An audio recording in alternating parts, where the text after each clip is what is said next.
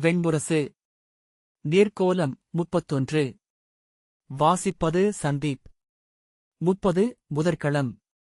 தாங்கள் அறிந்திருப்பீர்கள், நெடுநாட்களுக்கு முன் இங்கு நளமாமன்னருக்கும் அவரது தம்பிக்குமான பூசல் ஓர் உணவுக்களத்தில்தான் வெடித்தது. எந்தப் பூசலும் பின்திரும்ப முடியாது ஒரு புள்ளியில் உச்சம் கொண்டு அடுத்த கட்டத்திற்கு செல்லும். அப்புள்ளி ஒரு சொல்லாக, ஒரு செயலாக இருக்கலாம். ஆனால் ஒரு துளிக்குருதி முற்றிலும் வேறானது. குருதி ஒருபோதும் நினைவிலிருந்து அகல்வதில்லை என்றார் பூர்ணர். குருதியிடம் எச்சரிக்கையாக இருங்கள் என்று மூத்தவர் சொல்வது அதனால்தான். அது நம் உடலில் ஓடலாம். ஆனால் அது நம்முடையது அல்ல, அது தெய்வங்களால் நேரடியாக கையாளப்படுவது. ஆகவேதான் குருதி தெய்வங்களுக்குரிய பலியுணவு எனப்படுகிறது. சமையலில் முற்றிலும் குருதி நீக்கம் செய்யப்பட்டு நன்கு கழுவிய உணவையே சமைக்க வேண்டும் என நளபாகநூல் சொல்கிறது. குருதியை பொரித்து உண்ணும் வழக்கம் முன்பு நிஷாதர்களிடமிருந்தது. அதை நளமாமன்னர் முற்றிலும் தடை செய்தார். குருதியை உண்பவன் அவ்விலங்கின் ஆன்மாவில் குடிகொள்ளும் தெய்வங்களை அறைகூவுகிறான் என்பது அவரது சொல் என்றார் சங்கதர். அன்று என்ன நிகழ்ந்தது என்பது வரலாறு. ஆகவே அது முழுதுணர முடியாதபடி மிகுதியாக சொல்லப்பட்டுவிட்டது. அத்தருணத்தை வெவ்வேறு வகையில் எழுதியிருக்கிறார்கள் கவிஞர்கள். சூதர்கள் பாடியிருக்கிறார்கள். தங்கள் குலச்சார்பின்படி மூத்தோர் விளக்கியிருக்கிறார்கள் என்றார் பூர்ணர். பீமன் கதைகளென சில கேட்டிருக்கிறேன் என்றான். பூர்ணர் நிகழ்ந்தவற்றை இன்று நம்மைக் கொண்டு நாம் உணரலாம், நமக்காக நாம் புரிந்து கொள்ளலாம் என்று தொடர்ந்தார். மூத்தவனுக்கும் இளையவனுக்கும் இடையே முன்னரே மோதலும் பிளவும் இருந்து வந்தது. இளையவன் நிஷாதரின் குல தெய்வமான கலியை முதன்மை தெய்வமாக முன்னெடுக்கலானான். மூத்தவன் இந்திரனை தெய்வமென நாட்டியவன். அவன் துணைவி இந்திர வழிபாட்டை தலைமுறை மரபெனக் கொண்ட க்ஷத்திரிய குடிப்பெண். ஒரு குடை நாட்டி பாரதத்தை ஆள அமர்ந்த சக்கரவர்த்தினி அவள். நிஷத குடிகளில் பெரும்பாலானவர்கள் தங்கள் குடி வாழ வந்த மூதாதை வடிவமென நளனை எண்ணியவர்களே. அவன் விண்ணுலகு சென்று வென்று வந்த திருமகளென்று தமயந்தியை வழிபட்டவர்களும் கூட. ஆனால் அவர்கள் உள்ளத்தின் ஆழத்தில் கலி முதல் தெய்வமென வாழ்ந்தது. அவர்களின் தொல்குடி மூதாதை வேணனிடமிருந்து அந்த நம்பிக்கை தொடங்குகிறது. கலி வழிபாட்டை முன்னெடுத்ததுமே குடிகளில் பெரும்பாலானவர்கள் இளவரசன் புஷ்கரனின் ஆதரவாளராக மாறிவிட்டிருந்தனர். தமயந்தி கலி வழிபாட்டுக்கு வந்தது அவர்களின் உள்ளங்களை சற்றே குளிரச் செய்தது. ஆனால் படை கொண்டு சென்றபின் நகர் மீண்ட நளன் கலி வழிபாட்டுக்கு ஆலயத்திற்கு வரவில்லை. அச்செய்தியை புஷ்கரனின் அணுக்கர் குடிகள் நடுவே வாய்ச்செவி வழக்கென பரப்பினர். நளனையும் தமயந்தியையும் வணங்கிய மக்களின் உள்ளம் எளிதில் மாறவில்லை. ஆனால் அவர்கள் அதை உள்ளதுக்கியமையாலேயே உள்ளிருளில் வாழ்ந்த தெய்வங்கள் அவற்றைப் பற்றிக் கொண்டன. அவ்வெண்ணங்களை அவையென உண்டு அவை அங்கே வளர்ந்து பேரிரு கொண்டன. நாள்தோறும் ஐயமும் கசப்பும் வளர்ந்தாலும் அவர்கள் எதையும் வெளிக்காட்டிக் கொள்ளவில்லை. உண்மையில் தங்களுக்கே கூட தங்கள் உள்ளம் மாறிவிட்டதை அவர்கள் காட்டவில்லை. பகலில் அரசுக்கு அணுக்கமும் பணிவும் கொண்டவர்களாக மெய்யாகவே திகழ்ந்தனர். இரவின் இருண்ட தனிமையில் கலியின் குடிகளென மாறினர். புஷ்கரன் கலிதேவனுக்கென நாள் பூசனைகளை தொடங்கினான். நிஷத குடிகள் ஒவ்வொன்றிலுமிருந்தும் பூசகர்களைக் கொண்டு வந்து அங்கு புலரி முதல் நள்ளிரவு வரை பூசனைகளுக்கு ஒருங்கு செய்தான். நள்ளிரவுக்குப் பின் கருக்கிருட்டு வரை அபிசார பூசனைகள் அங்கே நிகழ்ந்தன. கூகைக் குழறல் என அங்கே கைமுழவு ஒலிப்பதை, பந்த வெளிச்சம் நீண்டு சுழல்வதை நகர் மக்கள் அறிந்தனர். முன்பெல்லாம் பிறர் அறியாமல் கலியின் ஆலயத்திற்கு சென்று வருவது கிரிப்பிரஸ்த குடிகளின் வழக்கமாக இருந்தது. அஞ்சியவர்கள் அனைவரும் தங்கள் எண்ணிக்கை மிகுந்ததும் முகம் தெரிய செல்லலானார்கள். பின்னர் அது ஒரு மீறலாக ஆண்மையாக மாறியது. இறுதியிலொரு களியாட்டாக நிலை கொண்டது. முப்பொழுதும் கலியின் ஆலயம் தேன்கூடு போல நிஷாதர்களால் மொய்க்கப்பட்டிருந்தது. இந்திரன் ஆலயத்திற்கு செல்பவர் முன்னரே மிகச் சிலர்தான். செல்பவரை பிறர் களியாளத் தொடங்கியதும் அவர்களும் குறைந்தனர். அரச காவலரும் அரண்மனை மகளிரும் அன்றி மலையேறி எவரும் அங்கு செல்லாமலாயினர். விதர்ப்பத்திலிருந்து வந்த க்ஷத்திரியர்கள் மட்டும் அங்கு சென்று வணங்கலாயினர். படைகளில் இருந்த விதர்ப்ப வீரர்களின் எண்ணிக்கை ஒப்புநோக்க சிறிது. அவர்களுக்கே படை நடத்தும் பயிற்சி இருந்தது. அவர்களால் படையென நடத்தப்படுவது நிஷாதர்களுக்கு மேலும் உளவிலக்கை அளித்தது. ஓரிரு மாதங்களுக்குள் நிஷாதர்கள் இந்திரனை வெறுக்கலானார்கள். இல்லங்கள் அனைத்திலுமிருந்து இந்திர வழிபாட்டின் அடையாளங்களான மஞ்சள் பட்டு சுற்றிய வெண்கலச் செம்பும் மயில்தோகையும் அகன்றன. பிளவுகள் உருவாகி வளர்வது போல இப்புவியில் வியப்பூட்டுவது பெரிதொன்றில்லை. அந்நாளில் இளவரசன் புஷ்கரனின் திருமணப் பேச்சுக்கள் தொடர்ந்து நடந்து கொண்டிருந்தன. அவனுக்கு பாரத வருஷத்தின் முதன்மை க்ஷத்திரிய குலங்களில் எதிலிருந்தாவது இளவரசியைக் கொள்ள வேண்டுமென்று பேரரசி தமயந்தி விரும்பினாள். ஆரியவர்த்தத்தின் அரசு குடிகள் அனைத்திற்கும் தூதர்கள் ஓலைகளுடன் சென்றனர். பல க்ஷத்திரிய குடிகளுக்கும் பேரரசியின் உறவில் மனம் கொள்ள உள்விழைவு இருந்தது. இந்திரபுரியுடனான மனத்தொடர்பு அவர்களை பிற இணை மன்னர்களுக்கு மேல் வல்லமை கொண்டவர்களாக ஆக்கும் என்று அவர்கள் அறிந்திருந்தனர். ஆனால் ஒருவர் அவ்வாறு மனம் கொள்ள முன்வந்தால் பிறர் அவர்களை இழிவு செய்து ஒதுக்கி தங்கள் சினத்தைக் காட்டுவார்கள் என்று அனைவரும் அறிந்திருந்தனர். உண்மையில் அவ்வாறு மனம் கொண்டு படையாற்றல் பெற்று ஓர் அரசரை எதிர்கொள்ளும் சிறந்த வழி என்பது அவரை இழிசினன் என அறிவித்து அதனடிப்படையில் பிற அரசர்கள் ஒருங்குதிரள்வதே ஆகும். க்ஷத்திரியர் எப்போதும் அம்முறையையே கைக்கொள்கிறார்கள்.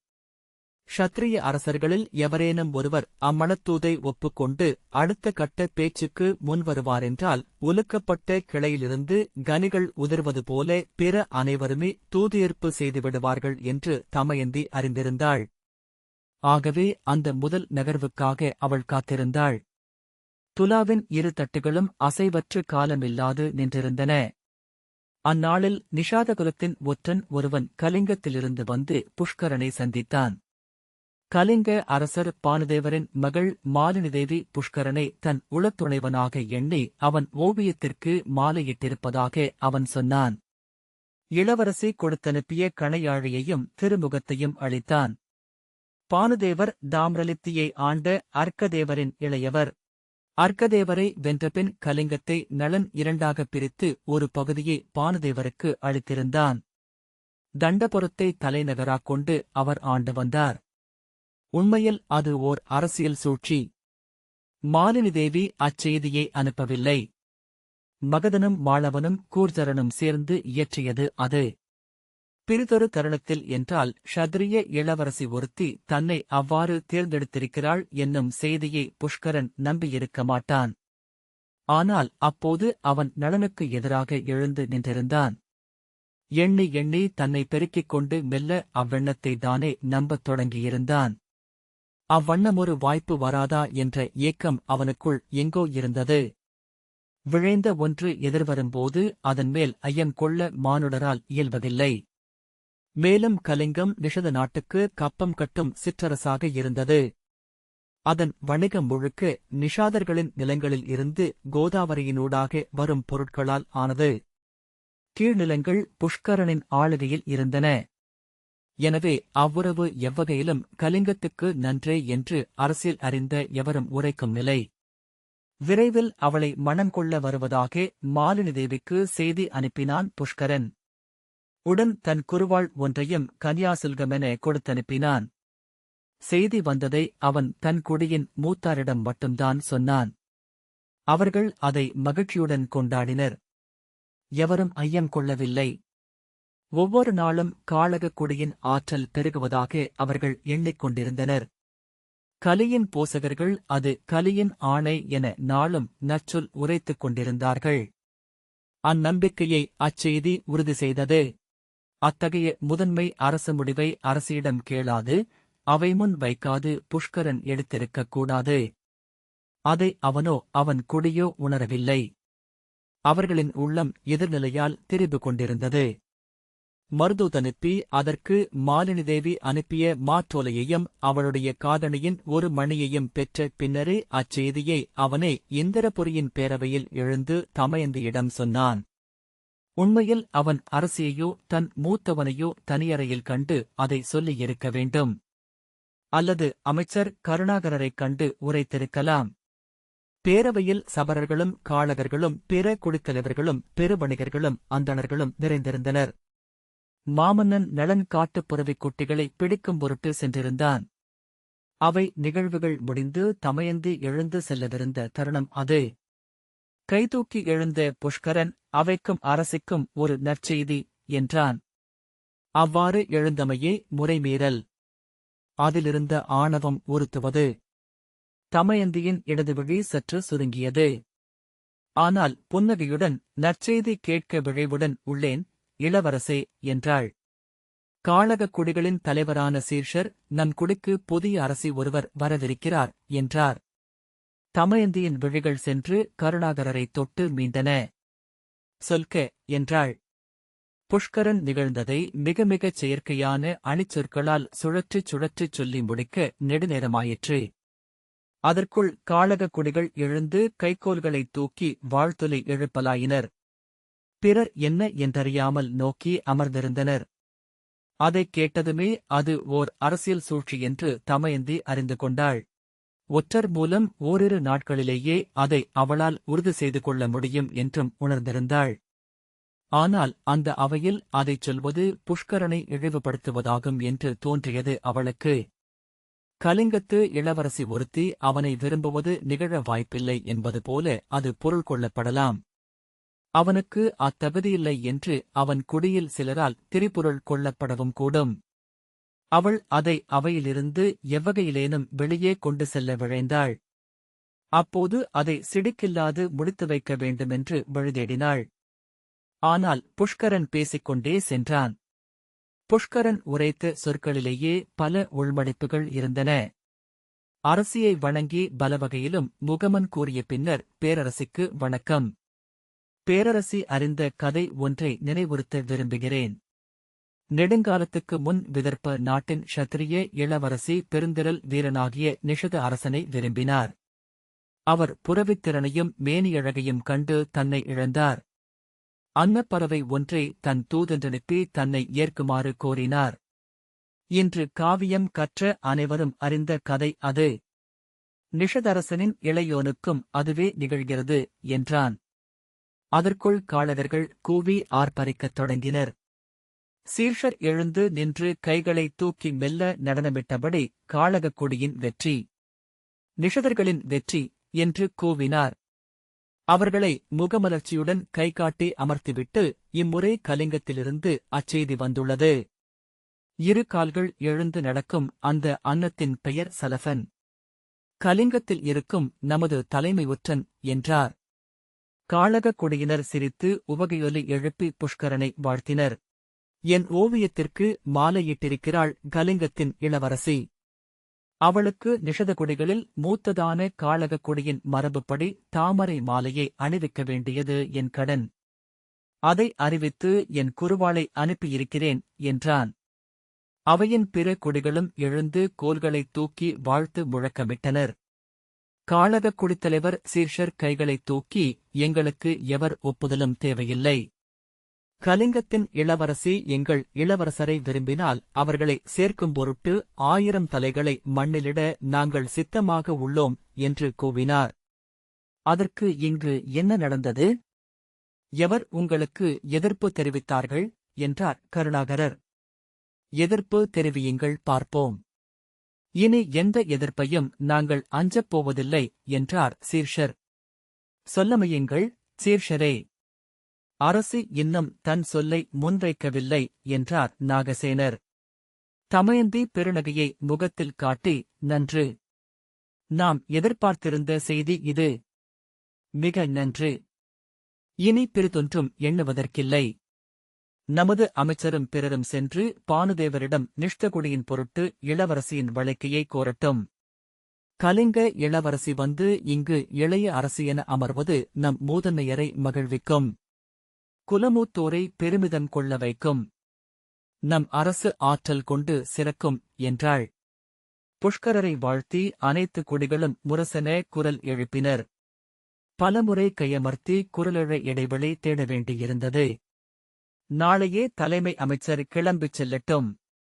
இதுவரை பாரத வருஷத்தில் எந்த மனக்கோரிக்கையுடனும் செல்லாத அளவுக்கு பரிசில்கள் அவரை தொடரட்டும் என்று தமயந்தி ஆணையிட்டாள்.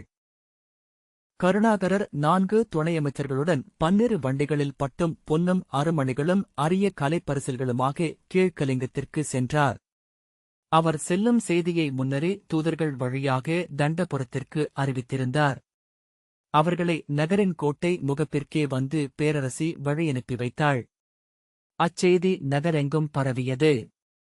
காளகக் குடிகளில் ஒவ்வொரு நாளும் களிவெறி மிகுந்து வந்தது. அவர்கள் எண்ணுவதன் எல்லையைக் கடந்து எண்ணினர். நளனுக்குப் பின் நிஷதப் பேரரசின் பெருமன்னரென புஷ்கரன் அமைவதைப் பற்றி, புஷ்கரனினூடாக காளகக் குடி பாரத வருஷத்தின் தலைமை கொள்வதைப் பற்றி விழைவுகள் கணமெனப் பெருகி நிறைந்தன. கருணாகரர் கலிங்கத்திற்கு சென்று சேர்ந்த செய்தி தமயந்தியை வந்தடைந்தது. பதற்றத்துடன் என்ன நிகழ்கிறதென்று அவள் பறவைச் செய்திகளை பார்த்திருந்தாள். கலிங்க இளவரசி புஷ்கரனுக்கு அளித்த செய்தியைக் கேட்டு அவள் சினங்கொண்டு மறுப்பாள் என்று அச்சூழ்ச்சியை செய்தவர்கள் எதிர்பார்க்கிறார்கள் என்று அவள் நினைத்தாள். ஏனெனில் அவள் மகதனோ மாளவனோ கூர்ச்சரனோ புஷ்கரனுக்கு மகள் கொடை அளிக்க வேண்டுமென்று எதிர்பார்த்திருந்தாள். கீழ்கலிங்கம் மிகச் சிறிய அரசு. அவர்கள் அளிக்கும் படைத்துணை என பெரிதாக ஏதுமில்லை. அவர்களின் துறைநகருக்கு பொருள் கொண்டு அளிக்கும் பேரியாற்றை முழுமையாக ஆளும் நிஷதத்தை ஒரு நிலையிலும் அவர்களால் மீறிச் செல்ல முடியாது. கலிங்கத் தூதை அவள் மறுக்கையில் புஷ்கரனுக்கும் அவளுக்குமான பூசல் முதிருமென்று அவர்கள் கருதுகிறார்கள் என்று கணித்தாள். ஆகவேதான் அதை ஒப்புக்கொண்டு அவர்கள் மறு-எண்ணம் எடுப்பதற்குள் பெரும்பரிசில்களுடன் அமைச்சரையே அனுப்பினாள். அத்திருமணம் நிகழ்ந்து புஷ்கரன் உள்ளம் குளிர்ந்தால் சிறிது காலத்திற்கேனும் அவனுள் எழுந்த ஐயமும் விலக்கமும் அகலும் என்று எண்ணினாள். காளகக் குடிகள் தாங்களும் ஒரு வெற்றியைப் பெற்றுவிட்டோம் என்று எண்ணக்கூடும். அவர்களின் தாழ்வளர்ச்சியைக் கடக்க அது வழியமைக்கலாம்.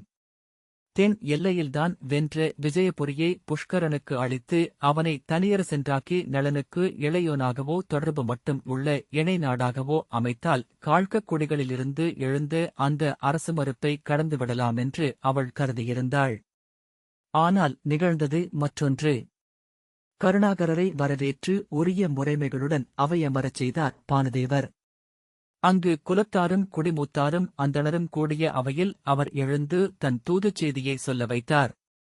முறைமைகளும் வரிசையுரைகளும் முடிந்தபின் கருணாகரர் கலிங்கத்து இளவரசி புஷ்கரனுக்கு அனுப்பிய ஓலையையும் கணையாழியையும் காட்டி அந்த விழைவைப் பேரரசி தமயந்தி ஏற்றுக்கொள்வதாகவும் அதன் பொருட்டு மன உறுதி அளிக்க தூதென வந்திருப்பதாகவும் சொன்னார். அவை எந்தவிதமான எதிர்வினையுமில்லாமல் அமர்ந்திருந்தது. வாழ்த்தொலிகள் எழாதது கண்டு கருணாகரர் அரசரை நோக்கினார். பானுதேவர் தன் நரையோடிய தாடியைத் தடவியபடி ஏளனமும் கசப்பும் நிறைந்த கண்களுடன் அவரை நோக்கிக் கொண்டிருந்தார். கருணாகரர் அந்த தூது கலிங்க இளவரசியின் விழைவை ஒட்டியே என அழுத்த விரும்பினார். எங்கள் அரசி முன்பு தன் கொழுனர் நளமாமன்னருக்கு அனுப்பிய அன்னத்தூது இன்று காவியமென பாடப்படுகிறது. அதற்கு நிகரான காவியமாக கலிங்கத்து இளவரசி மாலினிதேவி அளித்த இக்கணையாழித் தூதும் அமையுமென எண்ணுகிறோம். தன்னுள்ளத்தைப் போலவே இளவரசியின் உள்ளத்தையும் உணர்ந்தமையால் நிகரற்ற பரிசுகளுடன் என்னை அனுப்பியிருக்கிறார் பேரரசி என்றார். தான் உண்ணுவதை எல்லாம் ஊன்றிவிட சொல்லெடுத்து கலிங்கம் நிஷதப் பேரரசின் ஒரு பகுதியே என்றாலும் இம்மணங்கோள் நிகழ்வு இரு நாடுகளுக்கிடையே குருதித் தழுவலாக ஆகும்.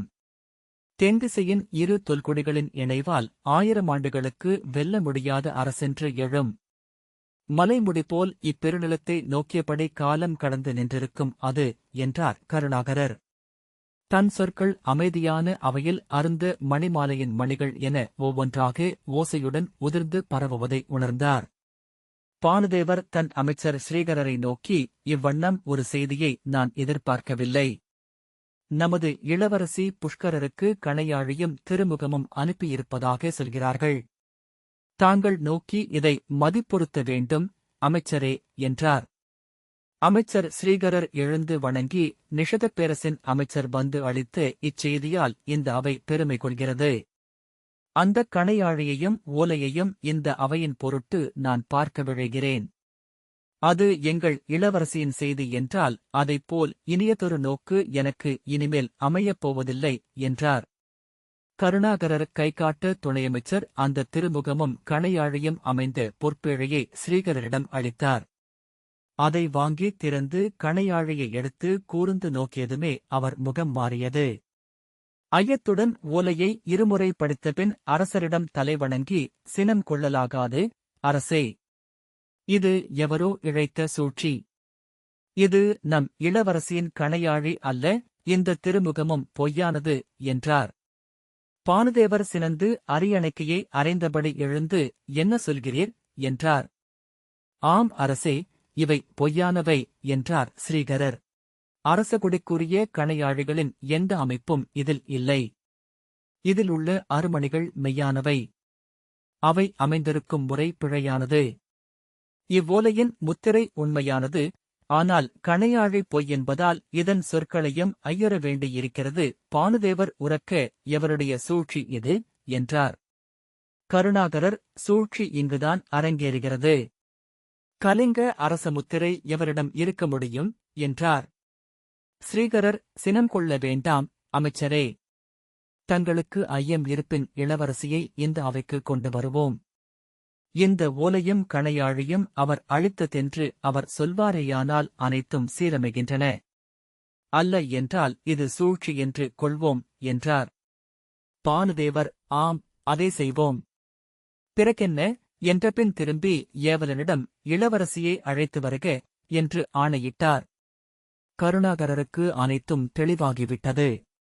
அவர் அரசரின் முகத்தை சில கணங்கள் கூர்ந்து நோக்கியபின் உடல் தளர்ந்து தன் பீடத்தில் அமர்ந்தார். ஸ்ரீகரர் நிலையெழுந்து உடலுடன் இருவரையும் பார்த்தபடி அவையில் நின்றார். அச்சூழ்ச்சியை அவரும் அறிந்திருக்கவில்லை என்பதை கருணாகரர் உணர்ந்தார். இளவரசி அவை புகுந்தபோது திரும்பி அவர் முகத்தை பார்த்ததும் சூழ்ச்சியை இளவரசியும் அறிந்திருக்கவில்லை என்று தெளிவுற்றார். அவை மேடை வந்து நின்ற இளவரசியை நோக்கி, பானுதேவர், மாலினி தேவி, கீழ்க்கலிங்கத்தின் இளவரசியாகிய நீ இந்த அவையில் ஒரு சான்று கூற அழைக்கப்பட்டிருக்கிறாய். உன் பெயரில் ஒரு திருமுகமும் கணையாழியும் நிஷித இளவரசராகிய புஷ்கரருக்கு அளிக்கப்பட்டுள்ளது. அவர் ஓவியத்திற்கு நீ மாலையிட்டு கணவனாக ஏற்றுக்கொண்டதாக அத்தூது சொல்கிறது. அது நீ அனுப்பியதா, என்றார். அவர் முதலில் அச்சொற்களை செவிகொள்ளவே இல்லை. ஆனால் ஏதோ ஒன்று புரிய திகைத்து கருணாகரையும் அமைச்சரையும் பார்த்தபின் வாயை மட்டும் திறந்தார். அரசி மீண்டும் அவ்வினாவை கேட்டார். தூதா? நானா, என்றார். பின்பு உரக்க, இல்லை, நான் எவருக்கும் தூதனுப்பவில்லை. இளவரசர் புஷ்கரரின் பெயரையே இப்போதுதான் அறிகிறேன், என்றார். பிறக்கென்ன தேவை, கருணாகரரே, என்று பானுதேவர் கேட்டார். கருணாகரர் எழுந்து வணங்கி, இளவரசி என்னை பொறுத்தருள வேண்டும். நிஷதப் பேரரசி தமயந்தியின் பெயரால் இந்த விண்ணப்பத்தை வைக்கிறேன். இந்நிகழ்வை மறந்துவிடுக. சூழ்ச்சியொன்றை மெய்யென்று நம்பி இங்கு வந்தோம், என்றார். ஸ்ரீகரர் நடுவே புகுந்து, சூழ்ச்சியே ஆனாலும் நன்று ஒன்று நடந்துள்ளது. விதர்ப்பப் பேரரசியின் மணத்தூது இங்கு வந்தது ஒரு நல்லூழே.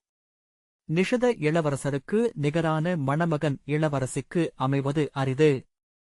இந்த மணத்தூதை நமது அரசர் ஏற்பதே நன்றென்பது என் எண்ணம், என்றார். சினத்துடன் எழுந்த பானுதேவர், ஆம், ஏற்றிருக்கலாம், உரிய முறையில் இத்தூது வந்திருந்தால். இச்சூழ்ச்சி எவருடையதென்று உங்களுக்கு தெரியவில்லையா? என் மகளைக் கோரி தூதனுப்பும்போதுதான் ஒரு படை கீழிறங்குவதாக நிஷதப் பேரரசி எண்ணுகிறார். ஆகவேதான் பொய்யாக ஓர் ஓலையும் கணையாழையும் சமைத்து என் மகளே அவ்விளவரசனை களவு மணம் கோரியதாக ஒரு கதையை சமைக்கிறார்.